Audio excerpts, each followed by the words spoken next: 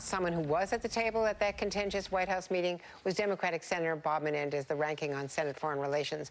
You can see sitting right next to those 3 empty chairs in this White House photo taken after the Democratic leaders walked out, later tweeted by President Trump. Senator Menendez, as we say, is the top Democrat on the Foreign Relations Committee and joins me now.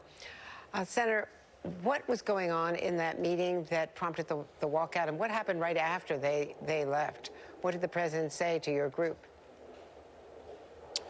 Well, I think what prompted the walkout was the belligerent tone that the president took with Speaker Pelosi, an extraordinarily disrespectful tone, where it started off with the president slamming his files on the table and saying, well, you all asked for this meeting, which I reluctantly agreed to, so what do you want to talk about? And the reality is that no one asked for that meeting. We were invited to go to a meeting with the president to talk about Syria. The speaker said that to him, said what we are looking for is a briefing from the Secretaries of Defense, State, and the intelligence community to understand the magnitude of the decision you made. And he said, well, then let's end the meeting. And she said, well, while I'm here, Mr. President, it's my duty to inform you as the Speaker of the House that, in fact, the House has voted 354, I think, to 60 or so, to disagree. And she said disagree, not to condemn. She said to disagree with the decisions you made as it relates to Syria. And that set off a series of comments by the president that she was a third-rate politician, that, in fact, all of us as Democrats who were sitting there, we all support the Kurds, but the Kurds are communists, so therefore we must be happy about that because the inference is that we all are communists. And it just devolved. I mean, the president's belligerent tone from the get-go was not the type of temperament and type of meeting I would expect the President of the United States to deal with on a matter that is critical national security and foreign policy. Let me also ask you about something that Chuck Schumer brought up. He brought up what General Mattis had said to Chuck Todd on Meet the Press just this past Sunday. And what was the president's response about General Mattis, his former defense secretary?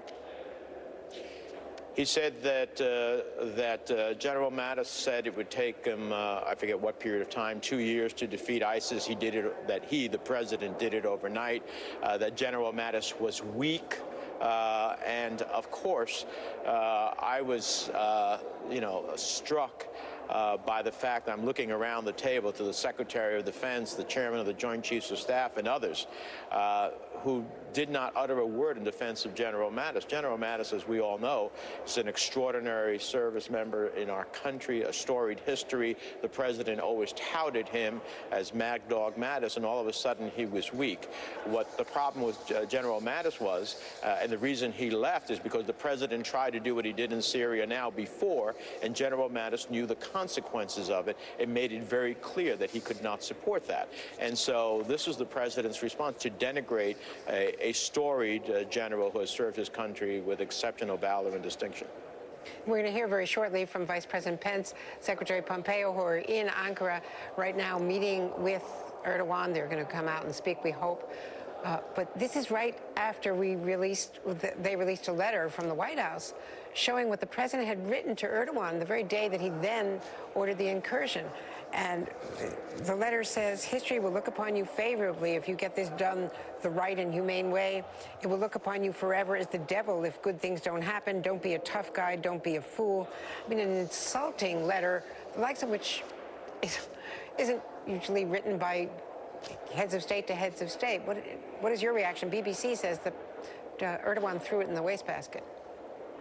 Yeah.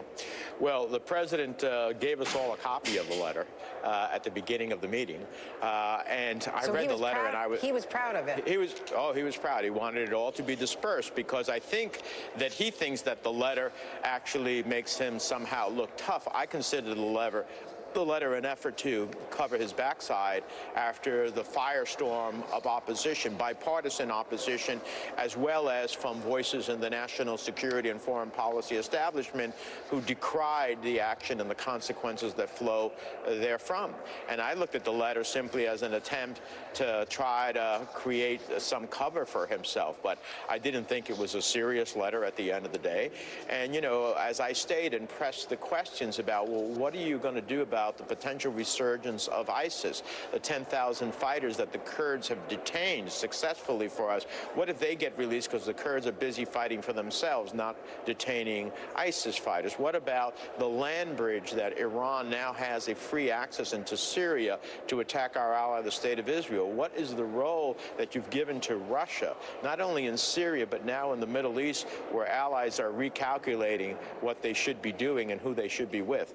These are all the things that the president has unleashed, and I don't get a sense that he understands the magnitude of what he's done. Senator Bob Menendez from the Foreign Relations Committee, thank you. Thanks very much, sir.